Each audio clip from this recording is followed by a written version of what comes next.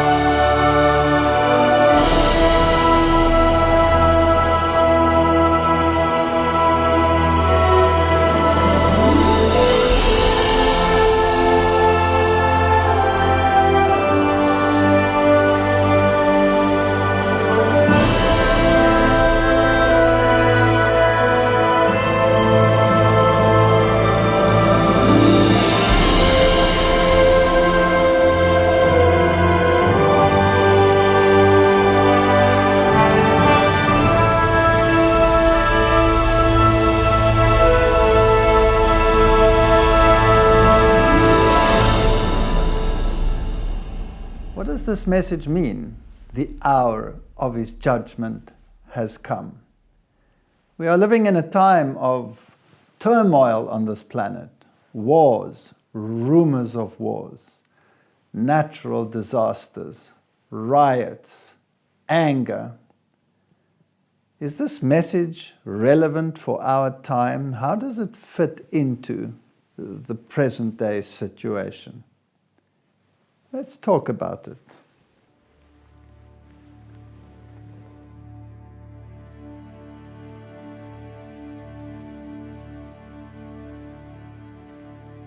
Where do I go, Lord?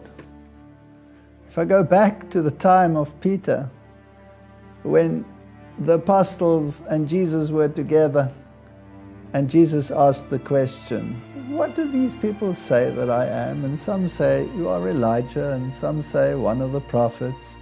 And Jesus asked, but what do you say? And Peter answered, you are the Son of the living God. He acknowledged Him as the Messiah. And Jesus said, flesh and blood has not revealed this to you. It was the Spirit of God that gave you this insight. If we realize that this is truth, then we have to accept it.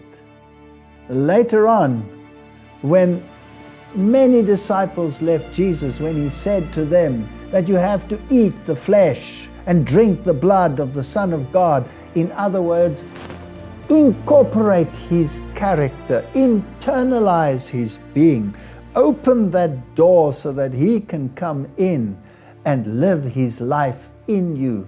Because the righteousness that we have is not our own righteousness, but His righteousness, which He lives inside of us. Even our sanctification is 100% from the Son of God, lest we should boast. Beat your breast and say, how will I receive this great salvation? How can I be forgiven? And as Jesus looked at that publican, He said, that one went home justified, and not the other one who boasted of his good works. These are the issues we must decide. So when the Bible says, come out of her, my people, then whom should I be associated with? Isn't it the woman, the church, that keeps the commandments of God and holds to the testimony of Jesus? Isn't it the woman who has the injunction to preach the three angels' messages to every nation and tribe and people on this entire planet?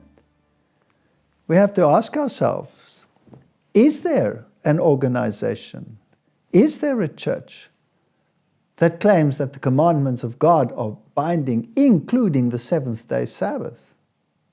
We have to ask ourselves, is there a church that has a universal mission?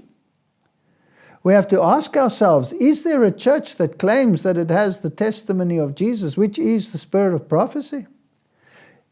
Is there a church that preaches the three angels' messages in their entirety? Those are the criteria. And you can search high and low. There is only one that qualifies on every single point. It also has to appear at the right time in history, at the end of the 1,260 days.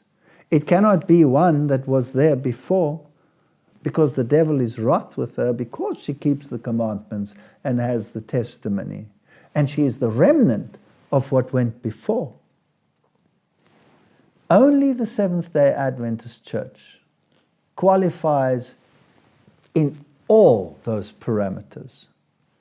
They claim the commandments are binding. They keep the seventh-day Sabbath. They are a worldwide movement. And they preach the three angels' messages in their entirety.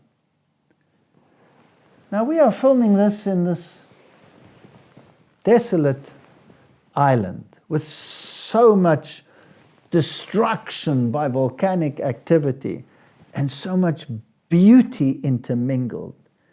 It's as if God is using this island to show how His power and His destructive force is tempered by beauty and mercy and the benevolence of God. This island has an interesting history. Originally, it was thought that it had been occupied by the Vikings from Norway. But research has shown that the original settlers on this island were probably the Celts, who escaped when Rome conquered their nations and took over those islands and areas where they came from, Ireland and the areas surrounding it. And the Celts were Sabbath-keeping Christians. And those first settlers probably settled here, and they called it Yeshua land, Ishland, Ishua, which became Iceland or Ishland. Later on, the tribes of Norway, the Vikings, came and settled, and originally, apparently, they tolerated each other. There was an intermingling migration, and the situation is not exactly the same. But here, the issue of the Sabbath and the Sunday was one that existed from the beginning. And in the early 1900s, they actually had a vote in this very place as to which day should be prominent, because this discussion had again came up. And the Sunday won by the smallest of margins. And so it is a symbol of what will happen to humanity. The issue of authority. Who has authority over my life? Is it Rome? Is it the Bible? Is it the commandments of Rome? Is it the commandments of the Bible? This issue will come to the fore again and again and again. Then the Sabbath will be kept, then it will be crushed, as with the Valdensians, as with the Albigensians, as with the church, the Celtic church, as with the Church of the East, as with the Thomasite Christians. Christians that were formed after the preaching of the Apostle Thomas in India, that kept the Sabbath. Again they were crushed, as with the Ethiopian church that kept the Sabbath. And again the Sabbath was crushed and the Sunday was put in place. we are at the same point in history. We will again have this clash, but it's not just a clash of a day. It is a clash of ideologies. Righteousness by faith or righteousness by works? Which one has the ascendancy in your heart? Which one has the ascendancy in my heart? That is the choice. Come out of her, my people. Stand with those who believe these things, who preach these things. I am a Seventh-day Adventist, not because I believe that we are better than anyone else. I'm merely a Seventh-day Adventist because of the biblical criteria which point to that church. And I'm a Protestant. I'm a Lutheran of Lutherans. I'm a Methodist of Methodists. I'm a Calvinist of Calvinists. But I keep the commandments of God, and I cling to the faith of Jesus. I ask you to join me.